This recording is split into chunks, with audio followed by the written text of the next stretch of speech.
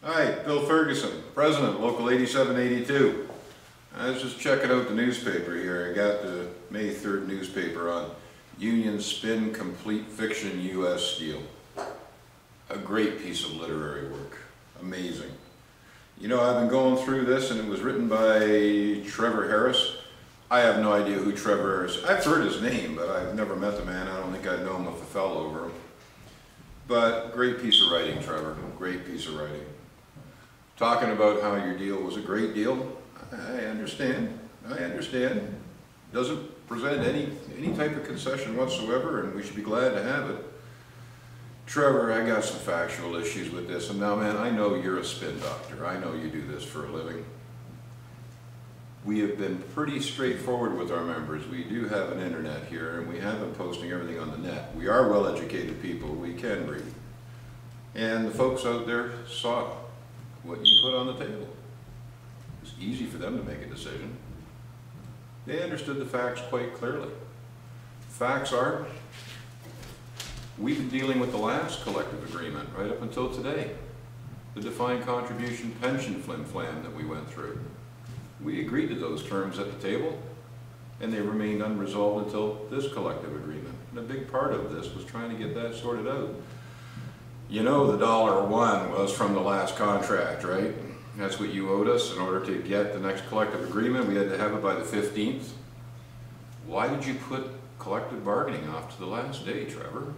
I mean, you gotta ask your bosses this, man. Talking about your employees read your deal. Your employees know what was in the deal because your employees are our members. Now, Trevor, we had talked with you and your company about continuing negotiations. We had no problems trying to find an honest deal. An honest deal, Trevor. One that's real. Not flim-flam, not half sentences, not cloudy agreements. Want to sit down and do a deal? We've always been fine with doing a deal. We got no problem with sitting down with you and coming up with a good collective agreement. But Trevor, you pulled the trigger, you locked us out. You put everybody on the street. You can't get a collective agreement like that, and you can't do it bantering in the newspaper. You really want a collective agreement? You really want to find a way to keep this working? I have no problem, but is that the real issue?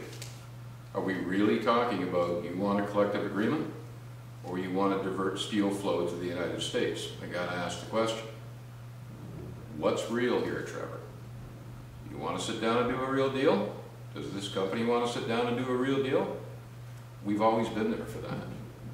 This kind of claptrap doesn't get us nowhere. You want a deal, sit down and do a deal. Never mind the flim-flam and the doublespeak. You want to do a deal, save it for the table. Negotiating in the press isn't going to get anybody anywhere. This is a serious situation. We got 1,000 people on the street here.